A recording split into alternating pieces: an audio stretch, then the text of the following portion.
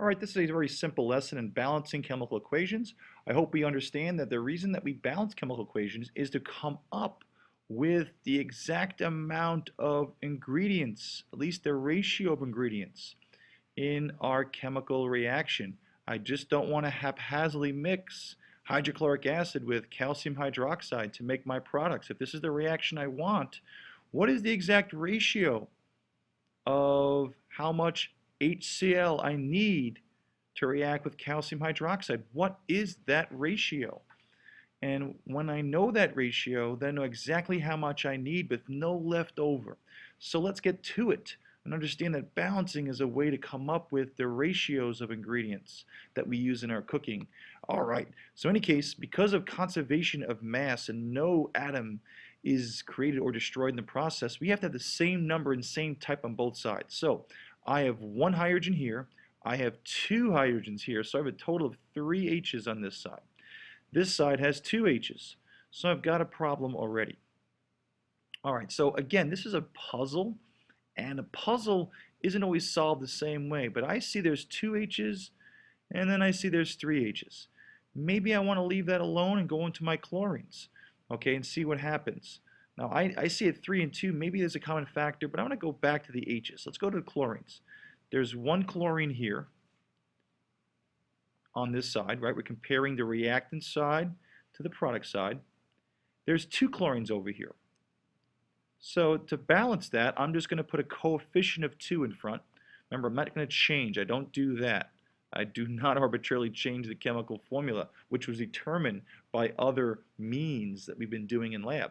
Okay, so 2 HCl, and now that balanced my chlorines. Notice something. By balancing my chlorines, 2 chlorines on both sides, okay, I now have 2 and 2 4H's on this side, or 4 hydrogens.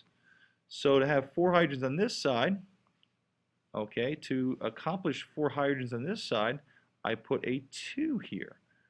All right, now I don't know if the others are balanced, but let's go see.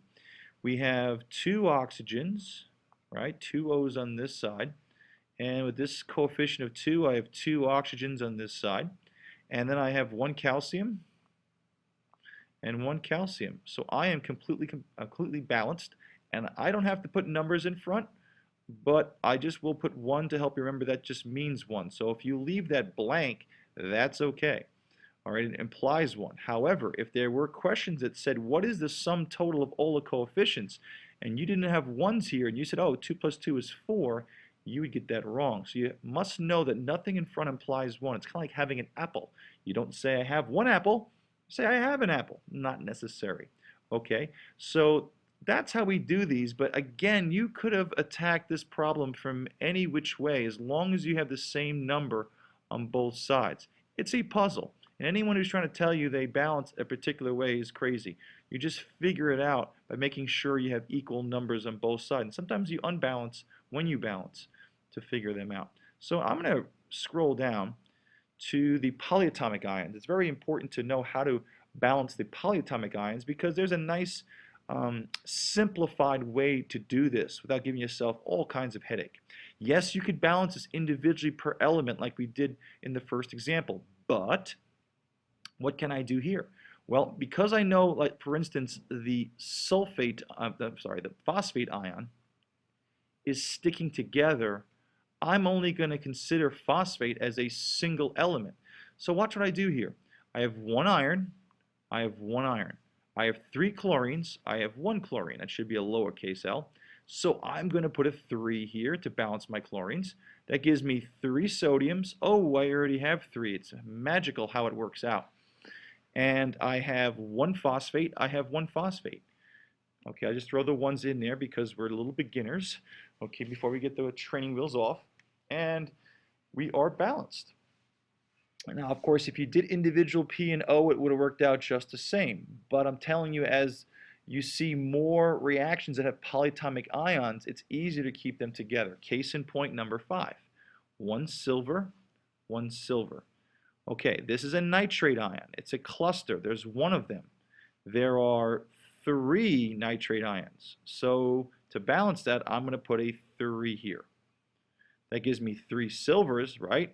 I balanced my silvers as 1 to 1, but then by balancing the nitrates, I've kind of unbalanced, not kind, I definitely unbalanced the silvers. So I have to fix that by putting a 3 in front here, 3 silvers. And you notice that gives me 3 chlorines, right? 3 in front, you're distributing, so there's 3 silvers and 3 chlorines. That gives me, oh, there's 3 chlorines on this side, and there's 1 aluminum here, 1 aluminum here, and we are balanced. So it's really nice when you're dealing with polyatomic ions to keep them together, treat them as an element, okay?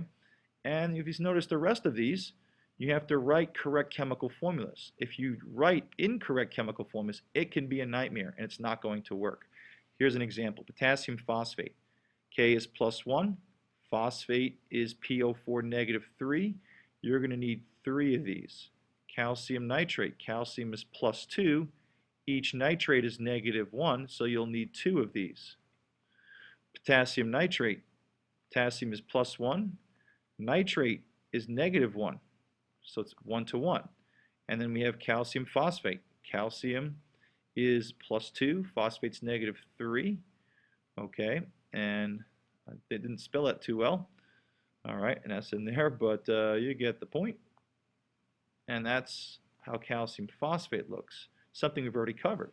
Now, let's keep the polyatomic ions together if they continue on. The key here is keeping polyatomic ions only works if you have them on both sides. I have 3 potassiums here. I have, 1 potassium. So to balance that, I have to put a 3 here. But by distributing, I have 3 nitrate ions, right?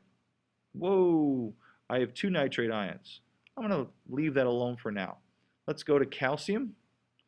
I have what? 1 calcium? Ooh, 3 calciums. I'm going to put a 3 here. Okay. Now, by balancing my calciums, look what happens. How many nitrates are here? There's 2 nitrates if there's 1, but there's 3. So there's 3 times 2. There's 6 nitrates, right? For every one of these, there's 2 nitrates. But a 3 in front makes you have 3 times 2, 6 nitrates.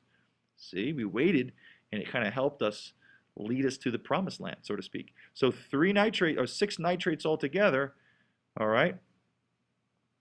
And we see, whoa, there's a 3 here, okay? To get 6 nitrates, we're going to have to put a 6 in front. And you say, Mr. Grotsky, you already put a 3. What are you changing? Well, sometimes you're going to have to use a pencil and paper, and you're going to have to scratch this out. It doesn't always come out the first way. So we're just unpuzzling this puzzle, if that is a way to say that. So 6 nitrates. My 6 nitrates are balanced, but now I got 6 potassiums. Oh, I can get 6 potassiums by putting a 2 in front. And lo and behold, that's going to be 2 phosphates. Oh, I already have 2 phosphates. Oh, I already have 3 calciums. And now we're balanced. If you want to put a 1 there and you haven't grown up, you can do that. So try the rest, okay, of the first page. All right, and if you notice, there's no real rhyme or reason except for the finished product, which is the same number on both sides. Okay, good luck.